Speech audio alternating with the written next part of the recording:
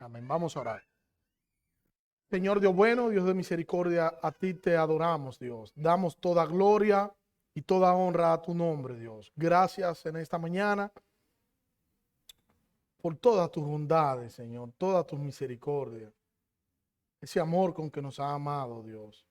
Ayúdanos, Señor, a entender en esta mañana que la salvación, Señor, que nos diste ha sido por pura gracia y que no merecíamos absolutamente nada, sino que tu gracia nos ha salvado.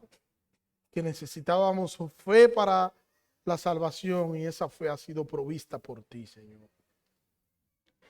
Que tu nombre sea glorificado por medio de la predicación y que nos ayude a nosotros, Señor, a poder aplicar tu palabra a tu vida, a nuestras vidas. Que tu Espíritu Santo nos guíe, Señor, en el aplicar tu palabra a nuestras vidas, Señor, y que podamos ajustar nuestras vidas, hacer los ajustes necesarios para nosotros vivir, Señor, conforme a tu santa y divina palabra.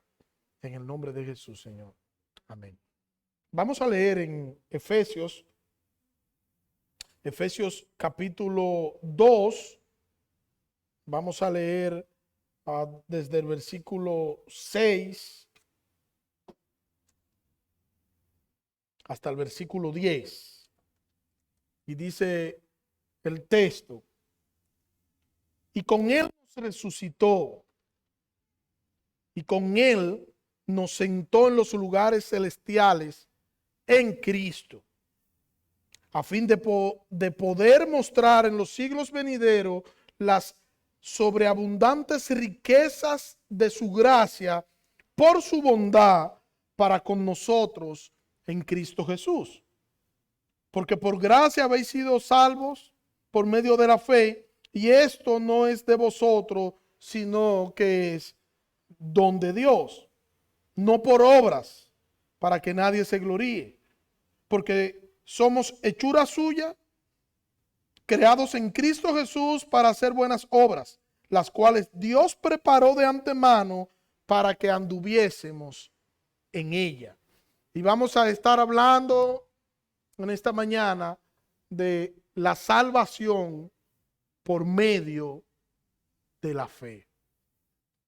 La salvación por medio de la fe es el tema que vamos a estar tratando. Yo recuerdo que el primer empleo que yo tuve, yo tenía una meta. Y cuando cobré en ese primer empleo, yo recuerdo que fui a un provocón que había en las Américas, casi llegando a Colombia. Ustedes ubíquense conmigo. Ahí había un provocón y yo, la meta que tenía cuando cobrara era ir a ese provocón. Me senté, pedí un pollo con lágrimas en los ojos. Era mucho un pollo para un muchachón, Abraham. Pero yo tenía la fe suficiente de que yo me iba a comer ese pollo y que Dios me iba a ayudar a que el pollo pudiera. Yo tenía la fe, hermano. Y yo le aseguro que me funcionó la fe. Y pude comerme el pollo. Usted ve a sus hijos, el que tiene hijos, y el que tiene hijos lo ve a sus hijos, contempla a sus hijos y tiene fe de que sus hijos van a llegar lejos. El que tiene a los hijos estudiando dice, bueno, yo tengo fe que va a terminar la carrera. Yo tengo fe de que se va a hacer profesional. Otros dicen, bueno, yo tengo fe de que este muchacho lo inscribí en la pelota y que va a ser un gran pelotero.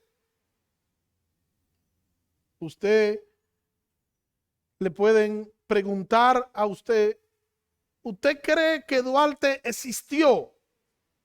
Y la respuesta que usted dará es que sí, claro que Duarte existió, pero usted no estuvo cuando Duarte existió. ¿Usted cree que Duarte existió? Sí, Duarte existió, y a eso se le llama fe intelectual, porque eso está en la historia. Usted puede decir, yo no creo que el sol existe, pero el hecho de usted decir que el sol no existe eso no va a anular la existencia del sol. Pero todavía más, usted agarra una gallina, la aprieta duro y ¿cómo dice la gallina? Claro. Hay muchos tipos de fe. Pero no es a esa fe a la que yo quiero referirme en esta mañana. Yo quiero referirme en esta mañana a la fe que tiene que ver con Dios, que es la fe que es un don de Dios y que es una fe provista por Dios. Los cristianos muertos en delitos y pecados, ahora los cristianos están vivos para con Dios y están vivos para con Dios mediante la resurrección de Cristo en la cruz. Muere Cristo y luego al tercer día resucita. Nosotros estábamos muertos en nuestros delitos, estábamos muertos en nuestros pecados, pero nosotros fuimos resucitados con Cristo. Y fuimos resucitados con Cristo, ahora sin deuda, porque ya Cristo había pagado mi culpa, ya Cristo había pagado la deuda que yo tenía con la justicia divina. Y ahora somos partícipes de la gloria de Dios y ahora nosotros disfrutamos de esa gloria de Dios. La gloria de Dios es el carácter, es la personalidad de Dios. Y nosotros participamos y nosotros disfrutamos ahora de lo que Dios es. Nosotros disfrutamos de la exaltación de nuestro Salvador. Cristo fue exaltado y nosotros nos beneficiamos de esa exaltación de Cristo. Cristo fue exaltado, pero antes de él ser exaltado, primero fue humillado. Primero fue humillado y después fue exaltado. O sea, el orden es este. El Salvador primero sufre y luego el Salvador es exaltado. A diferencia de nosotros, que nosotros pretendemos ser exaltados sin nosotros experimentar ningún tipo de sufrimiento. Y ese sufrimiento tiene que ver con la formación de Cristo en nosotros. El Espíritu Santo se encarga de formar a Cristo en el creyente. Y hay una anécdota que yo he compartido con ustedes en otras ocasiones. Y está en el libro de Charles Swindoll, en el libro específicamente El misterio de la voluntad de Dios. Y ahí él comparte una anécdota que yo, como ya dije, la he compartido. Y él dice que entra al taller de un escultor, un hombre, y ve allí un gran trozo de mármol y le pregunta al escultor, ¿cómo tú haces para de este simple trozo de mármol hacer una cabeza de león? Y el escultor le contesta, yo simplemente le quito todo lo que no se parece a una cabeza de león. Y esto es algo parecido a lo que el Espíritu Santo hace en nosotros. Quitando de nosotros todo lo que no se parece a Cristo. Y el Espíritu Santo toma el sincero de la palabra y con este sincero empieza a quitar de nosotros todo lo que no se parece a Cristo para hacer de nosotros un hombre, una mujer a la imagen del Dios vivo, a la imagen de Cristo. Quitando todas las impurezas. Y cada día nos moldea a su imagen. No es que un día nos han moldeado y podemos llegar hasta el fin de la vida porque ya fuimos moldeados. No, eso es todos los días, eso es día tras día, hora tras hora. Nosotros somos moldeados por el Espíritu Santo día tras día. Día tras día Cristo es formado en nosotros. Día tras día el Espíritu de Dios forma a Cristo en nosotros por medio de su palabra. Y yo le pregunto, ¿y eso nos duele? Sí. Cada cincelazo de Dios duele. Cada cincelazo de Dios es un dolor, pero también es un fin. Es un dolor, pero también es un propósito. Es un dolor, pero es su voluntad. Porque el blanco de esto es la imagen de Cristo en el creyente, la imagen de Cristo en nosotros. Nosotros nos convertimos en adoradores al momento de nosotros aceptar a Cristo. porque nosotros nos convertimos en adoradores porque para eso fuimos escogidos en Cristo en el pasado eterno, pero nosotros terminamos convirtiéndonos en eso que nosotros adoramos y por eso nosotros adquirimos por medio del Espíritu esa imagen de Cristo. Y apuntamos a ser como esa persona que adoramos y esa persona es nuestro Salvador y todo suficiente Jesucristo. Por eso el cristiano genuino se parece a Cristo. El Espíritu Santo tiene una labor. El Espíritu Santo es nuestro guía por medio de la palabra y es nuestro guía con la finalidad de que el cristiano no solo se comporte como Cristo, sino que viva como Cristo y se parezca a Cristo. Y esta herramienta que usa el Espíritu Santo para esto es la palabra de Dios. Hermano, no son los testimonios que el Señor usa, no son las canciones, no son las experiencias personales, tampoco son los sueños. La herramienta del Espíritu Santo es la palabra de Dios. La palabra que es toda suficiente y que es inerrante. Esa es la herramienta de Dios, la herramienta del Espíritu. Y es con esa palabra que Dios está comprometido. Dios no está comprometido con tus deseos. Dios no está comprometido con lo que tú quieras alcanzar. Dios está comprometido con Dios. Dios está comprometido con su palabra. Y la idea es parecernos a Cristo. Y en esta medida que nosotros vamos viviendo la palabra, en la misma medida que nosotros vamos viviendo las escrituras, en esa misma medida nosotros nos vamos pareciendo a Cristo.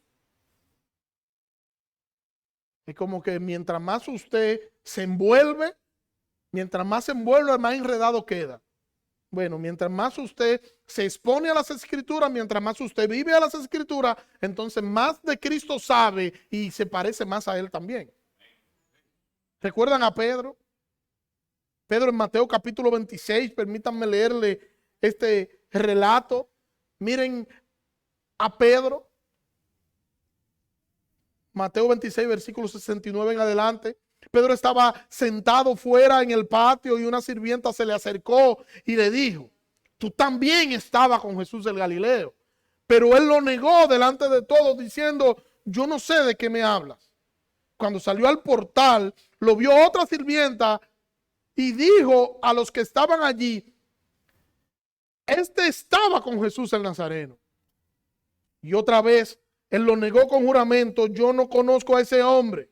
Y un poco después se acercaron los que estaban allí y dijeron a Pedro: seguro que tú también eres uno de ellos. ¿Por qué? Porque tu manera de hablar te descubre. Entonces él comenzó a maldecir y a jurar: yo no conozco a este hombre. Y al instante cantó el gallo. Yo quiero que usted vea esto conmigo de esta forma. Jesucristo se había formado de tal manera en Pedro que a Pedro le era imposible hasta negarlo. Porque negándolo él se parecía al Cristo que se había formado en él. Hasta la forma en la que él lo negaba daba evidencia de que Jesús se había formado en él. Que aunque él decía unas cosas con su boca, aunque él maldecía con su boca, su accionar decía lo contrario. Él maldijo, pero hasta en eso él no podía negar a Cristo. No se podía negar porque ya Cristo había sido formado en él. El Espíritu Santo está formando a Cristo en nosotros.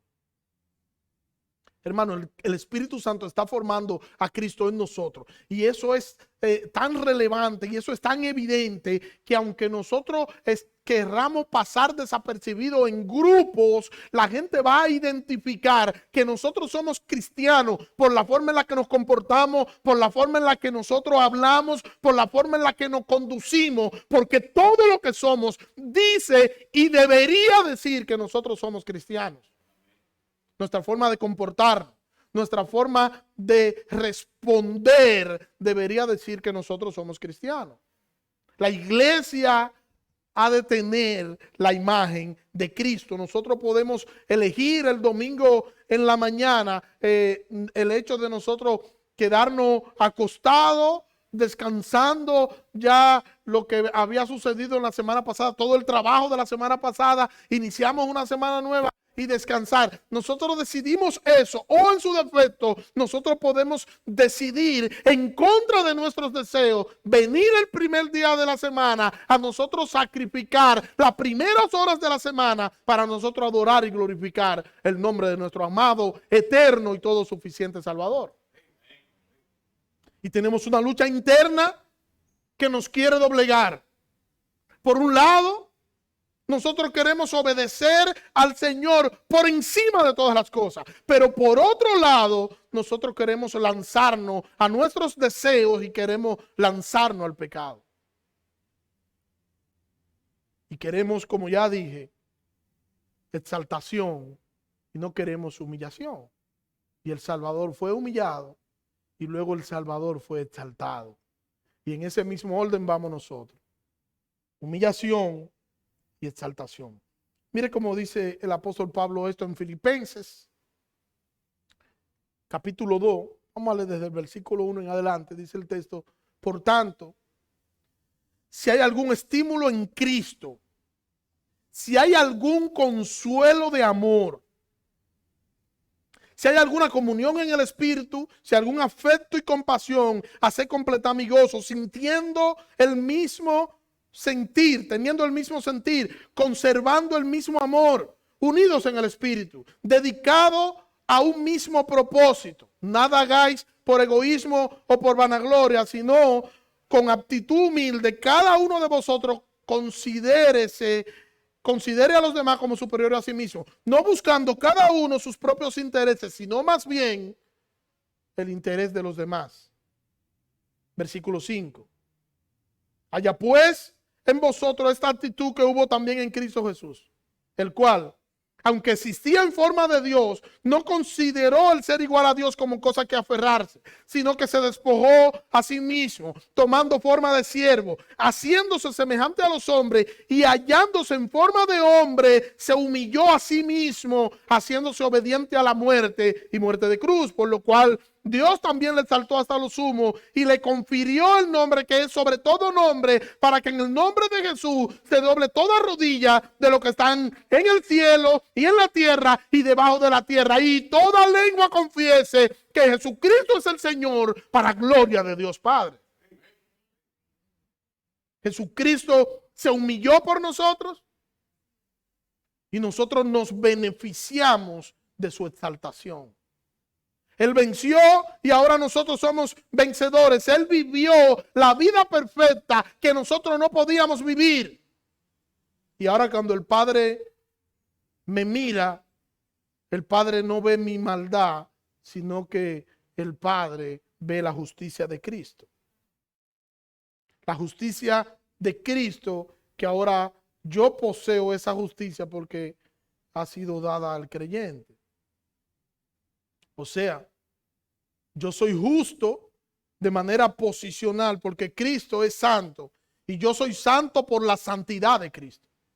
Porque Cristo es justo, yo soy justo. Ahora, siendo nosotros honestos, ¿somos nosotros buenos? No somos buenos.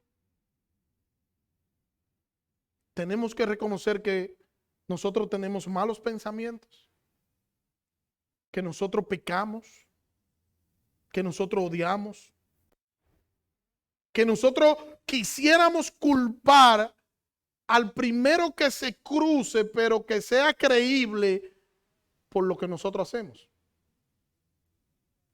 Y como Satanás es el indicado, entonces Satanás se lleva el premio y es Satanás el responsable de todas las cosas que nosotros hacemos, porque terminamos atribuyéndoselo a Satanás, olvidando que nosotros somos responsables de nuestros pecados. Nuestro orgullo nos hace fallarle al Señor y andamos por la vida como Adán, buscando un culpable. La mujer que tú me diste. Nosotros somos muy dados a eso. Somos muy dados incluso a ver el mal en otro, pero a no ver el mal en nosotros. Las escrituras nos enseñan que ya nosotros no pertenecemos a este sistema pecaminoso de este mundo, que nosotros hemos sido rescatados de la muerte espiritual y ahora nosotros tenemos vida eterna en Cristo. Y nosotros deberíamos vivir como que nosotros tenemos vida eterna en Cristo.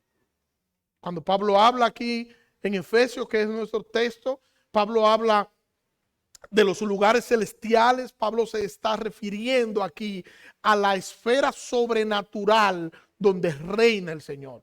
Dice el versículo 6 y el versículo 7, y con Él nos resucitó y con Él nos sentó en los lugares celestiales en Cristo Jesús, a fin de poder mostrar en los siglos venideros la sobreabundante riqueza de su gracia por su bondad para con nosotros en Cristo.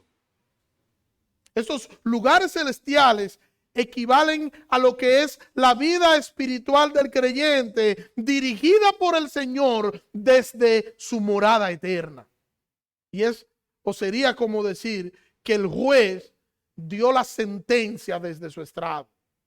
Así, desde la morada celeste del Señor, desde esa morada, desde allí, Dios gobierna todas las cosas.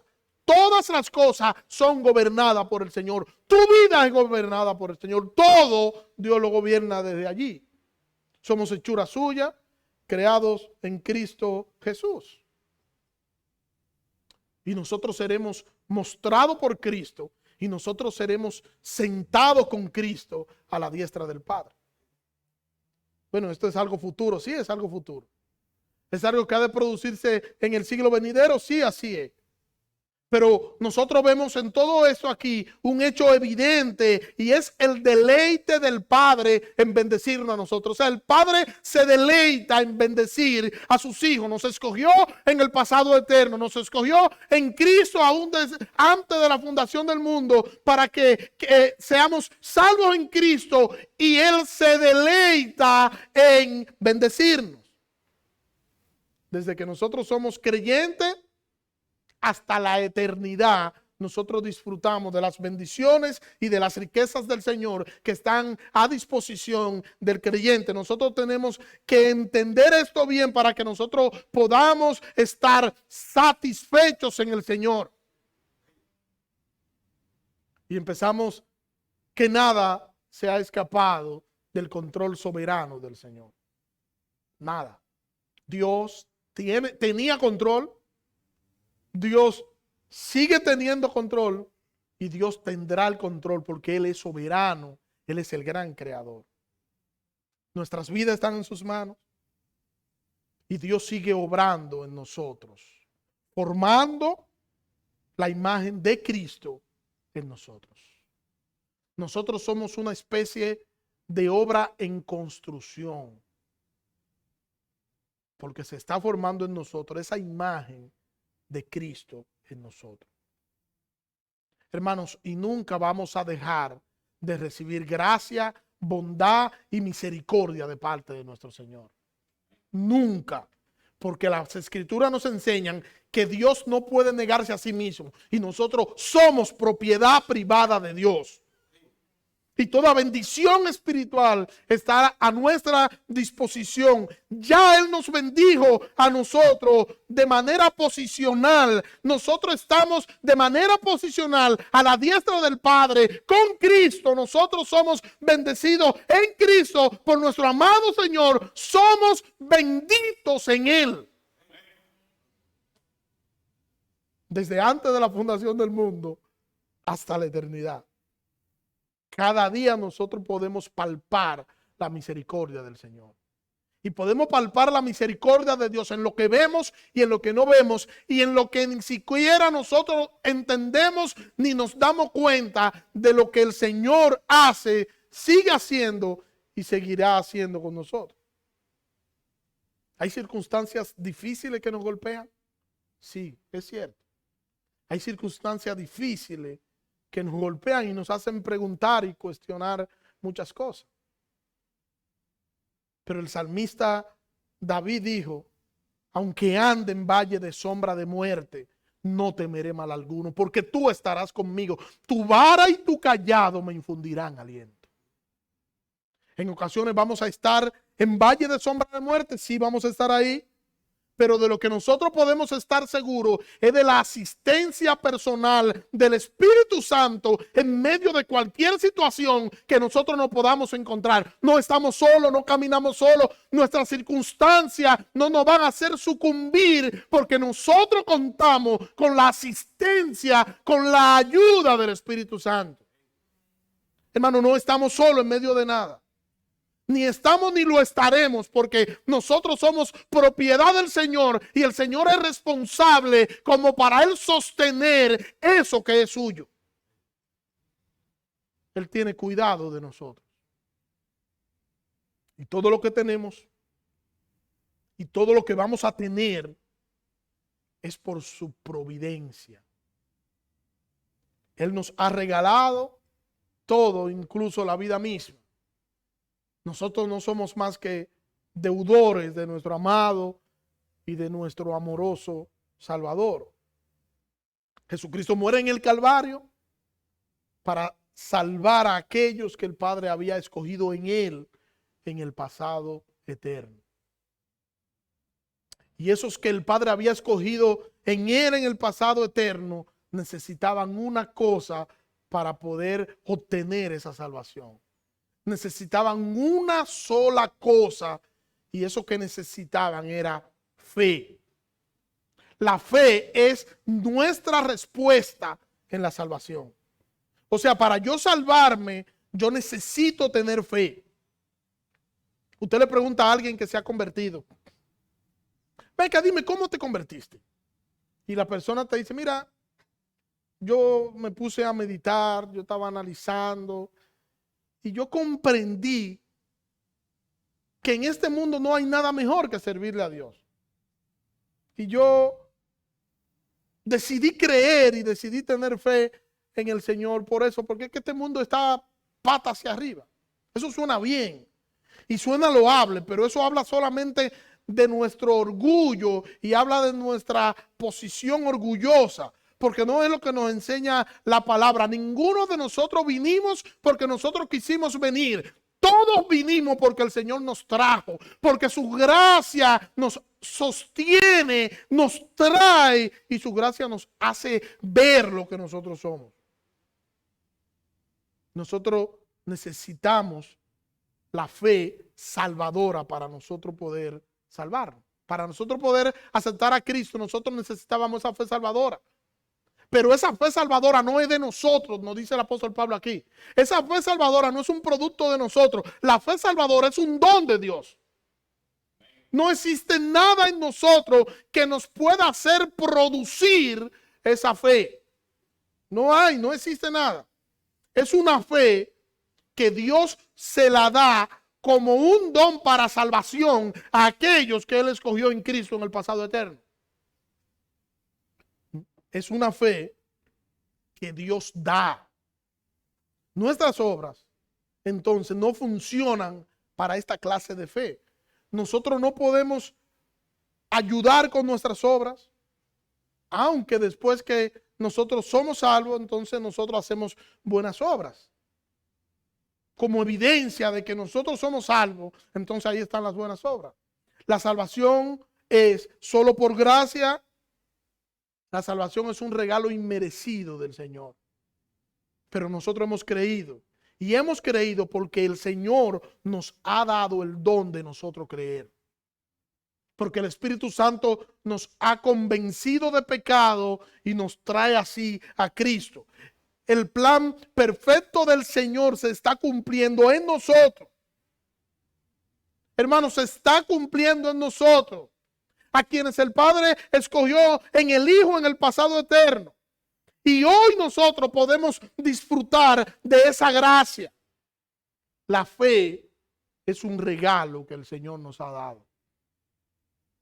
¿Qué necesitaba ese hombre que fue escogido por Dios? Necesitaba fe. necesitaba fe salvadora, pero la fe salvadora no la produce el hombre, la fe salvadora la da Dios. Mire lo que dice en la segunda carta de Pedro, capítulo 1, versículo 1 y 2. Simón Pedro, siervo y apóstol de Jesucristo, a los que han recibido una fe como la nuestra. Fíjense que dice a los que han recibido, no los que tienen, a los que han recibido una fe como la nuestra, mediante la justicia de nuestro Dios y Salvador Jesucristo. Gracia y paz os sean multiplicadas en el conocimiento de Dios y de Jesús nuestro Señor. Pedro está diciendo, está en la salutación de esta segunda carta, está diciendo que a los que han recibido una fe como la nuestra, ¿mediante qué? Mediante la justicia de nuestro Dios y Salvador Jesucristo. Mediante la justicia de Dios, Él nos da a nosotros entonces esta fe salvadora. La fe nos ha sido dada para que nosotros no tengamos de qué gloriarnos. Para que nuestra gloria sea Cristo. Él y solo Él sea nuestra gloria. La gente común, el que no es cristiano, usa fe. Sí. Claro que sí. ¿Tiene acto de fe? Claro que sí. Cuando una persona se va a poner unos zapatos, tiene fe de que los zapatos le van a servir. Yo he visto a alguna gente complicada, pero bueno. Después de comer todo el mes de diciembre como comimos, yo tenía la fe de que un pantalón que hacía mucho que no me ponía me sirviera. Mi fe se perdió, hermano. ¿No fue así? Cuando a usted le invitan a comer, usted tiene fe de que lo van a tratar bien y que le va a agradar la comida que le van a brindar. Yo tengo fe que las cosas van a mejorar. Yo tengo fe de que el médico me va a dar un tratamiento que me pueda ayudar a mejorar mi situación de salud. Tengo fe de que cuando yo entre la llave del vehículo, el vehículo encienda. Tengo fe de que voy a cobrar el fin de semana. Acto de fe. Juan Francisco tiene fe que Jeremías va a ser un derechite. Eso es fe. Porque los padres somos así. Los padres vemos el diamante que hay en los hijos que nadie lo ve. Y a veces no lo tienen tampoco. Pero nosotros lo vemos en acto de fe. Yo tengo fe que Dariela sea un tipo Pavarotti, por ejemplo.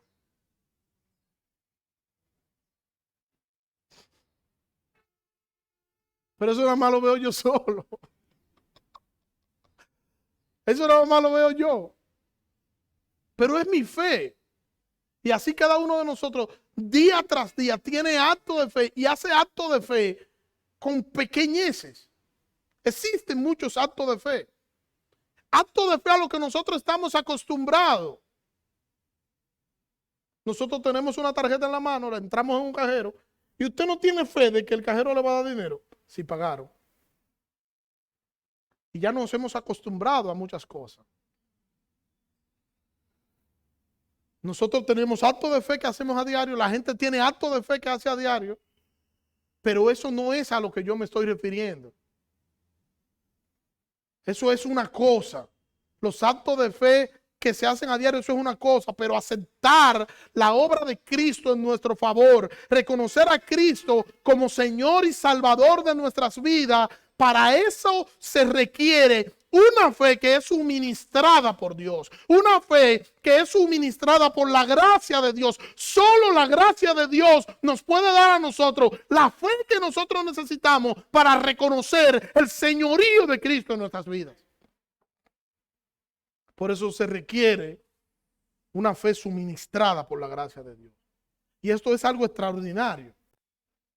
Es algo extraordinario porque es un acto nuestro pero es un acto nuestro dado por la gloria o por la gracia de Dios.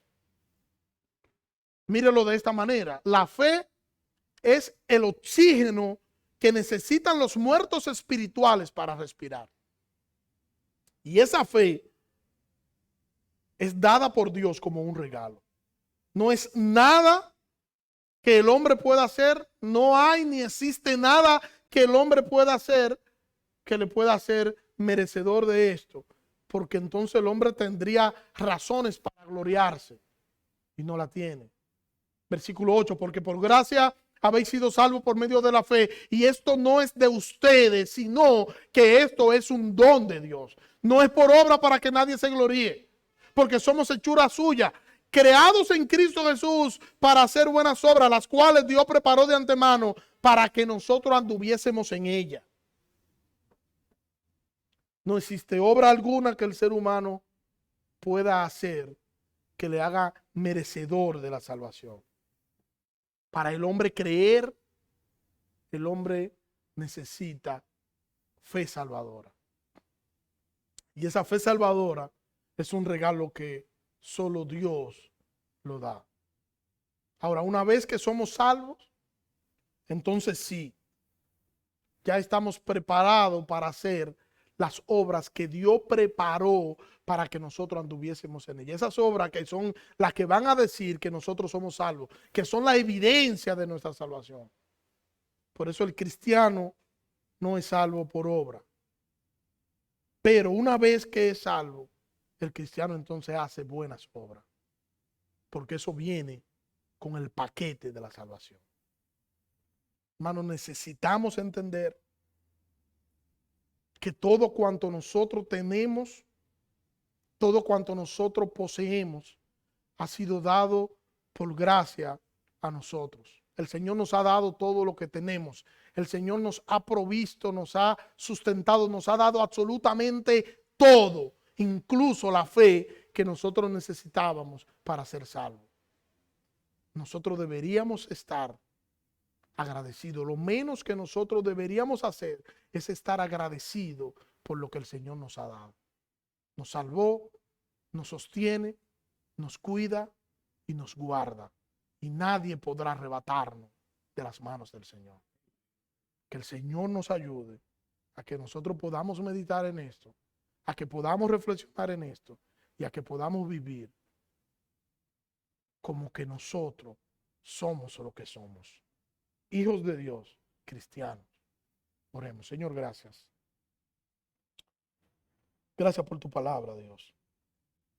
Te pido nos ayude, Dios, a nosotros poder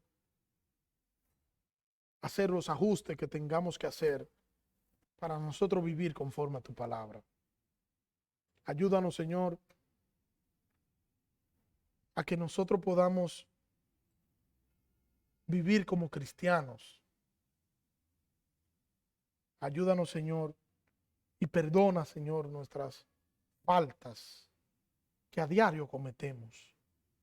Y ayúdanos, Señor, a que podamos honrar a Cristo con nuestro vivir, que podamos honrar a Cristo con nuestro accionar, que podamos honrar a Cristo, Señor, con la forma de nosotros conducirnos en este mundo y con la forma de nosotros conducirnos y el uno con el otro, Dios.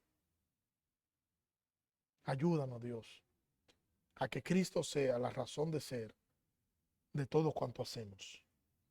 En el nombre de Jesús. Amén. Dios le bendiga.